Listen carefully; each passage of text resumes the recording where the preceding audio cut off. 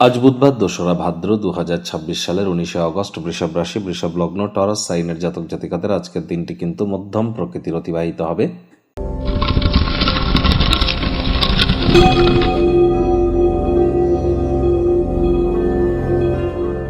ভিডিওটির শুরুতেই স্ক্রিনে আপনারা দেখতে পাচ্ছেন বুধ গ্রহের বীজ মন্ত্র ওম ব্রাং ব্রিং ব্রং সবুধায় নামা।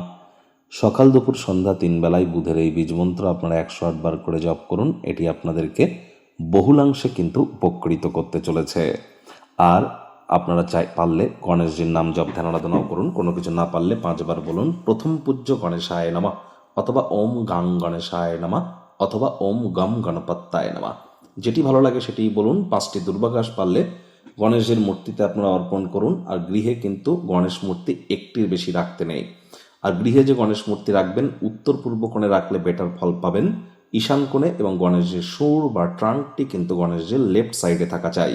আজকের দিনটি অত্যন্ত গুরুত্বপূর্ণ একটি দিন, কারণ আজকের দিনেই কিন্তু বৃহস্পতি নক্ষত্রগত গোচর করতে চলেছে।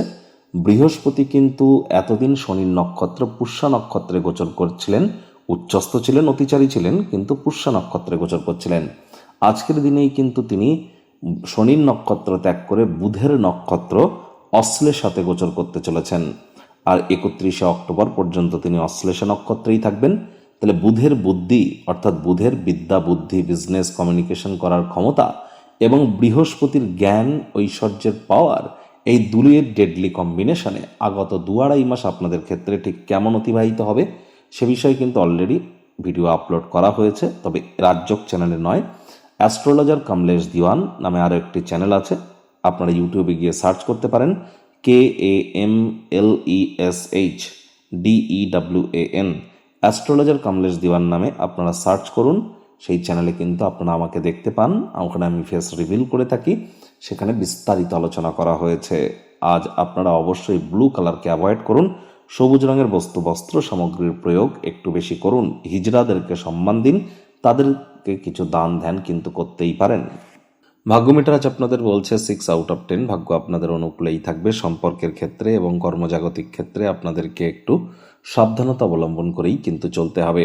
কায়িক পরিশ্রম হলেও শরীর মনে সতেজতা এবং তরতাজাই আপনারা অনুভব করবেন। দীর্ঘদিনের পুরনো রোগশোক অসুস্থতা থেকে আজ মুক্তি প্রাপ্তি করবার দিন, পরিত্রাণ প্রাপ্তি করবার দিন। অর্থগত ব্যাপারে আয় ইনকাম বাড়বে। নতুন উদ্যোগ, পরিকল্পনা, নির্মাণ কার্যের শুরুয়াতও আজ করা যেতেই পারে। আজ আপনি আপনার বুদ্ধিকে সঠিক ওয়েতে ইউটিলাইজ যদি করতে পারেন, অতিরিক্ত কিছু নগদ অর্থ আপনার উপার্জন করবেন। মনে ক্রিয়া করা নতুন টাকা পয়সা রোজগারের ধান্দাগুলির সুযোগ নিতেই পারেন। চাকরিজীবীদের পেশাদারি উন্নতি থাকলেও প্রচুর সমস্যাও থাকবে কাজের জায়গায়, অবিলম্বে সেদিকে দৃষ্টিপাত করতে হবে। সামান্যতম অবহেলা ইন ফিউচার কিন্তু শ্রমসাধ্য হতে পারে।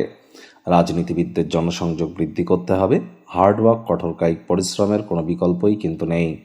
শিক্ষার্থী বিদ্যার্থীদের পড়াশোনায় মনোযোগ আরও বৃদ্ধি করতে হবে। উচ্চশিক্ষার জন্য যারা বিদেশ যাত্রার কথা ভাবছিলেন, ভাগ্যদেবী আজ আপনাদের পক্ষে নেই। সন্তান সন্ততি থেকে থাকলে তাদের দিকে সজাগ দৃষ্টি আপনারা বজায় রাখুন। হাউস ওয়াইফ যারা আছেন, দিনের শুরুটা তাড়াতাড়ি করুন। প্রেমিক প্রেমিকা, স্বামী স্ত্রী, না ভাব ভালোবাসা, রোম্যান্স, না তর্ক বিতর্ক, অশান্তি, কোনোটাতেই বাড়াবাড়ি যেন করবেন না। অন্যান্য দিনের ন্যায় আজকের দিনটিকে সাধারণ হিসাবে ট্রিট করবার আপ্রাণ প্রচেষ্টা আপনাদেরকে করতে হবে। শত্রুপক্ষ, বিরোধী পক্ষ আজ খুব একটি শক্তিশালী কিন্তু থাকছে না। আজ আপনি অবশ্যই চেষ্টা করুন ব্যক্তিগত সমস্যার সমাধান করবার এবং সেগুলি প্রকাশ্যে যেন আনবেন না, অন্যথায় মানহানি কিন্তু হতেই পারে। সতর্ক থাকুন। পুরনো দিনের কোনো এক বন্ধুকে কিন্তু আজ আপনারা হারাতে পারেন। আজ পারিবারিক দায়িত্বগুলি পালন করতে হবে। ডমিনেটিং নেচারের হলেই কিন্তু ক্ষতি। শত্রুপক্ষ, বিরোধী পক্ষ খুব একটি শক্তিশালী থাকছে না।